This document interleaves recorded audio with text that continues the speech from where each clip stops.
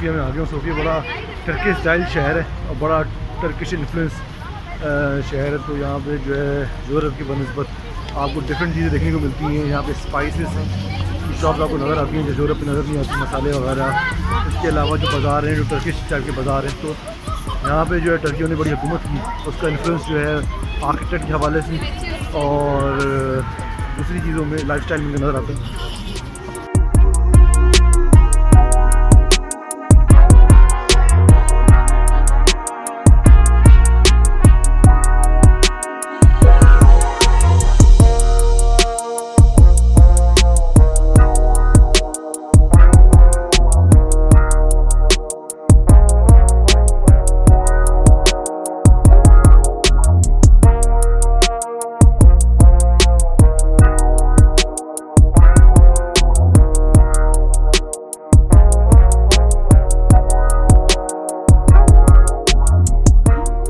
और ये बल्गारिया भी एक बड़ी हिस्टोरिकल और बड़ी ओल्ड सिटीज़ में शुमार किया जाता है यूरोप की। ये थर्ड आर्कियोलॉजिकल साइट है, ये कंट्री है ग्रीस और फॉलोइंग ग्रीस एंड इटली। और इसका कैपिटल तकरीबन 7000 BC पुराना है। और थ्राइन्स ट्राइब जो थे वो यहाँ पे रूल करते थे। उसके बाद फिर रोमन्स, ऑक्टोमन्स ने इस पर मुख्तलिफ़ अदवार में रूल किया। उस्मानियों ने, टर्किश ने तकरीबन 500 साल तक पूरे बल्गारिया में, बल्कि उससे आगे जो था पूरे बैल्कन के अंदर, जिसके अंदर और दूसरी कंट्रीज़ भी आती हैं, उन पर रूल किया। और ये जो था सोफिया उसका कैपिटल था उस पूरे बैल्कन का, जिस पे तो उस्मानी हुकूमत करते थे। ये बहुत खूबसूरत है, आप देख रहे हैं, बहुत खूबसूरत और रिच किस्म की सिटी है। और तकरीबन इसके स्क्वायर को इसमें एक स्क्वायर है जिसको ट्रायंगल ऑफ रिलीजियस टॉलरेंस भी कहा जाता है, जिसके अंदर उसी स्क्वायर के अंदर चर्च, सेनेगाल और मॉस्क है।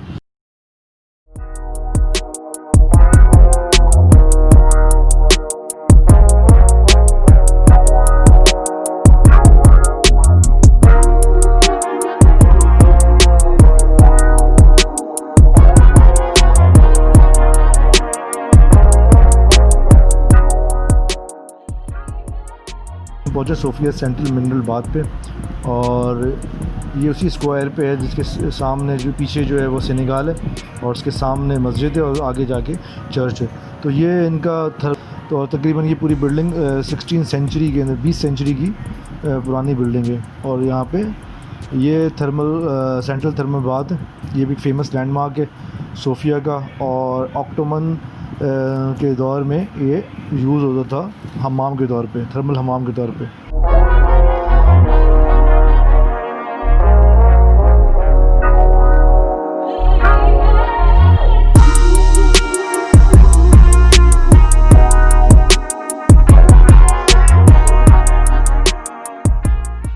मॉस्क बनिया बाशी के अंदर पहुंच गए, बिल्कुल सामने ही इसके मिनरल बाथ के सामने ही बनिया बाशी है और हम पहुंचे हैं बनिया बाशी मॉस्क में।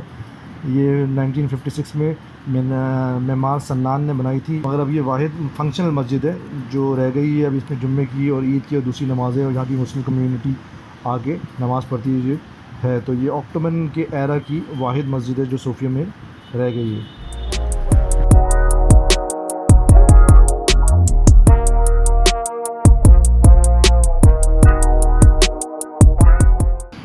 जी पहुँचा इनके सर्दी का मेट्रो स्टेशन पे। और ये पूरा का पूरा जो एरिया है वो आर्कियोलॉजिकल है, क्योंकि जब ये इन्होंने कंस्ट्रक्शन स्टार्ट की और तो ये इनको इनकी साइट डिस्कवर होनी शुरू हो गई। तो ये थ्रेसन एंड रोमन की बाकियात हैं जो डिस्कवर हुई हैं इस ड्यूरिंग द मेट्रो बनाने के टाइम पे। यानी 1960 में ये मेट्रो स्टार्ट हुई थी और 1999 के अंदर ये कंप्लीट हुआ है। तो कहीं 30 साल लगे हैं इसको। बड़े एक्सपर्ट ने डिज़ाइन किया कि उनकी साइट्स ख़राब ना हो। आप ये देखिए वॉक आप कर रहे हैं, ये तो रास्ता भी है और क्या कहते हैं शॉप्स भी हैं और उन्होंने अपनी चीज़ें प्रिजर्व भी की हुई हैं। तो ये बहुत खूबसूरत, इसीलिए इसको क्या कहते हैं आर्कियोलॉजिकल साइट के हवाले से, सिटी के हवाले से एक सिटी कहा जाता है, क्योंकि इसके अंदर इतनी पुरानी चीज़ें मौजूद हैं। तो ये सारी कि इन्होंने प्रिजर्व भी किया, लिखा हुआ भी है पूरी हिस्ट्री की क्या था, जो भी इनकी इन्फॉर्मेशन के हिसाब से। तो ये बिल्कुल सेंटर में, हम यहाँ से ऊपर निकलते हैं तो सेंट सोफिया का ये इनका एक बड़ा फेमस लैंडमार्क है। और सेंट सोफिया जो है एक सिंबल के तौर पे, सोफिया के सिंबल के तौर पे जानी और मानी जाती है।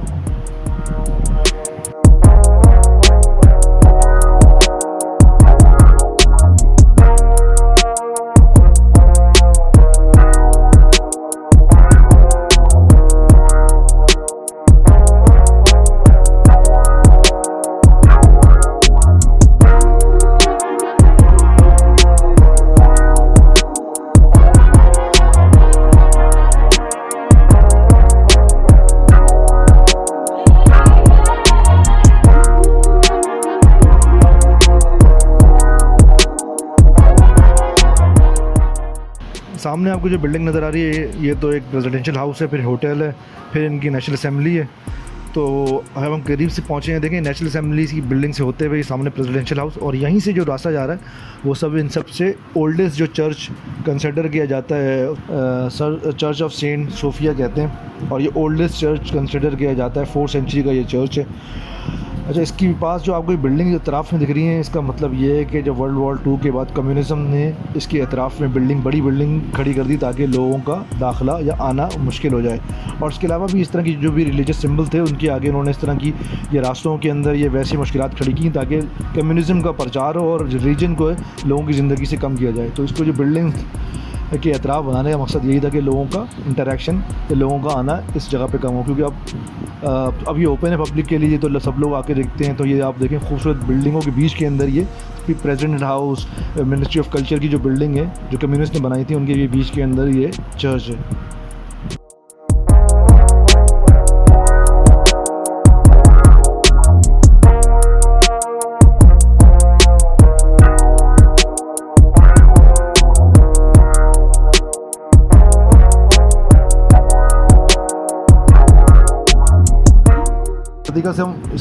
सरदिका से हम निकलें, जहाँ सामने प्रेसिडेंशियल हाउस था जो हमने अभी डिस्कवर किया, ऊपर जो है सेंट सोफी है, मगर हमने सीधा स्ट्रेट जाना है।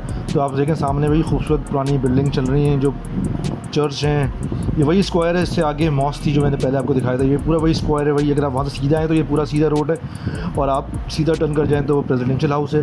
बट हम मॉस्क वाले सीधे रोड से ही अगर आप आते हैं, मगर सबवेज़ हैं या इनके सबवेज़ हैं, तो आप सबवेज़ के थ्रू या अंडरपास के थ्रू इधर से उधर जाया जा सकता है। तो ये सीधा रोड जा रहा है और ये हम सीधा रोड चल रहे हैं। बेसिकली हमें एक शॉपिंग डिस्ट्रिक्ट जाना है, वो मैं आगे आपको बताऊंगा। तो हम ये पहुंच रहे हैं, ये देखें सीधा जा रहे हैं। तो ये बड़े इनकी मशहूर रेस्टोरेंट है, ये बड़ा मशहूर रेस्टोरेंट है, मैंने अभी खाना खाया है। तो आप हलाल के लिए आप सी फूड खा सकते हैं यहाँ पे। सीधा आप यहाँ से गए हम, तो ये सारे का सारा आप बिल्डिंग्स देख रहे हैं, ये चीज़ें एंजॉय करते हुए आप एंजॉय कर सकते हैं। ट्राम का इनका बड़ा फिट सीन है, बड़ा ज़बरदस्त है, मुझे बड़ा पसंद आया ट्राम। मैं ट्राम के बारे में आपको एक और बात बताऊंगा। ये इनका सोफिया कोर्ट हाउस है, सारी फैसले वैसे यहीं पे होते हैं, पुरानी हिस्टोरिकल बिल्डिंग, मगर इतनी पुरानी नहीं है, ये अभी लेटेस्ट बिल्डिंग है, 1926 की है मेरे ख्याल से, और कम्युनिज़म दौर की होगी ये बिल्डिंग। तो ये कोर्ट हाउस से होते हुए अब हम यहाँ इससे आगे वाले एरिया में जो है वो ट्राम या गाड़ियाँ वाड़ियाँ अलाउ नहीं है। इनका शॉपिंग डिस्ट्रिक्ट है, इसको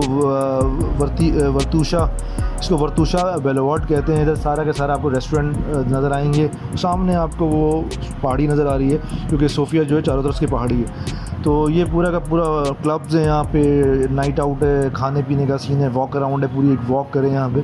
तो ये बड़ा फेमस लेन है, पेडिस्ट्रल एरिया है, जिसमें आप उसमें बहुत सारी स्ट्रीट्स हैं, और हर स्ट्रीट किसी ने, जब आप अंदर से जाते हैं तो फिर आप किसी और जगह पे चले जाते हैं। तो ये सारी की सारी अंदर से स्ट्रीट्स भी जा रही हैं, स्ट्रीट से लेके भी आप सिटी के दूसरे हिस्से में जा सकते हैं, मगर ये पूरी की पूरी जो सीधी लेन है ये आप डिस्कवर करते हुए एंजॉय करते हुए जा रहे हैं। पुरानी लेन्स हैं यहाँ पे, तो आप ये देख रहे हैं सारा शॉपिंग डिस्ट्रिक्ट है, खाने पीने का एरिया है, एंजॉय करें, खाएं पिए, अच्छे रेस्टोरेंट्स हैं, ओपन डोर रेस्टोरेंट्स हैं, शॉपिंग के हैं, और हर गली जो है वो फिर सिटी सेंटर के दूसरे पार्ट्स में जा रही है। तो वो आप स्ट्रेट भी जाएं और गलियों के अंदर भी एंजॉय कर सकते हैं। तो ये एक इनका बुलवार्ड है, वॉकिंग बुलवार्ड।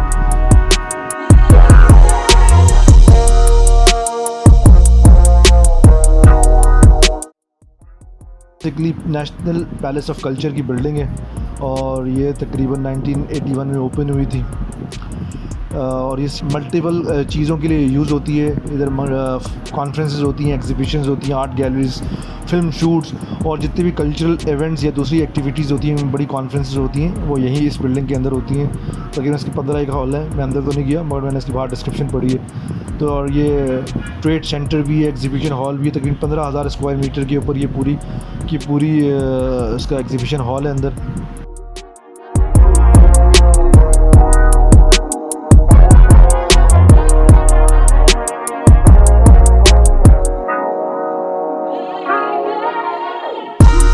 पहुँचे हैं कैथेड्रल का अलेक्जेंडर नियाज़ की, ये इनका फेमस तरीन लैंडमार्क है सोफिया का, और सब इसको लोग देखने आते हैं। इसकी एक रीज़न जो है, ये एक तो ये बहुत बड़ा भी है, इसकी रीज़न जो है, एक तो 2-3 रीज़न की वजह से ये बड़ा मशहूर है। एक रीज़न ये है कि ये ऑर्थोडॉक्स कैथेड्रल्स में सबसे बड़ा और सबसे बड़ा कैथेड्रल है दुनिया का। दूसरी बात ये है जब तख्त उस्मानिया का रोल बैक हुआ है बल्गारिया से, या वो चले गए और शिकस्त हुई, तो उसके बाद ये एक निशानी के तौर पे, फ़तह की निशानी के तौर पे ये कैथेड्रल बनाया गया है।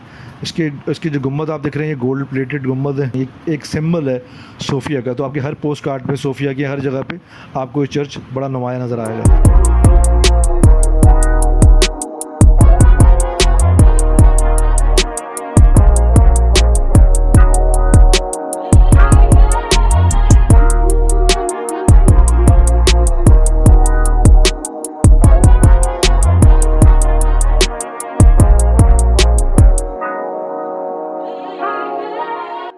जी सोफ़िया का टूर एंड हो गया। अच्छी हिस्टोरिकल सिटी थी, दूसरी सिटीज़ की तरह यूरोप इन जनरली बड़ा हिस्टोरिकल है। अच्छा, यहाँ पे एक और अहम बात मैं आपको बताता हूँ कि यहाँ पे एक 10 नंबर ट्राम है जो हमने ट्रक आर्ट थीम में कन्वर्ट की थी 2 साल पहले तकरीबन।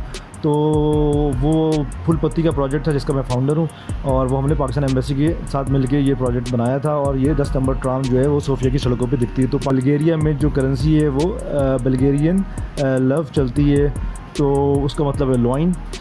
वो जो है यूरोज़ भी चलते हैं, यूरो तो हर जगह चलते हैं मगर इनकी अपनी करेंसी है। अच्छा, इसका एक और फैक्ट है कि आपके पास अगर आपने बल्गेरिया आना हो तो आपको बल्गेरियन एम्बेसी से वीज़ा लेना पड़ेगा। शेंगेन वीज़े अगर आपके पास है तो भी आप बल्गेरिया आ सकते हैं, मगर आप बल्गेरियन वीज़े पे शेंगेन कंट्री नहीं जा सकते क्योंकि ये फुल मेंबर अभी यूरोपियन यूनियन का नहीं है। तो इस वजह से इनके वीज़े पे आप शेंगेन नहीं जा सकते, मगर शेंगेन वीज़ा पे आपको ये अलाउ करते हैं। क्योंकि मेरे पास शेंगेन वीज़ा था तो मैं यहाँ पे आ गया हूँ, और मेरे पास मल्टीपल वीज़ा है तो मैं वापस अब यूरोपियन यूनियन की किसी भी कंट्री में मैं जा सकता हूँ। तो यहाँ से मेरी एग्ज़िट लगेगी और यूरोपियन यूनियन में मेरी एंट्री होगी। तो ये सिलसिला होता है। तो बस इसके साथ ही मुझे इजाज़त दीजिए। नेक्स्ट ब्लॉग में मैं इंशाअल्लाह आपको नई इन्फॉर्मेशन के साथ मिलता हूँ। तो मेरा चैनल लाइक कीजिए, सब्सक्राइब कीजिए और शेयर कीजिए। Thank you so much.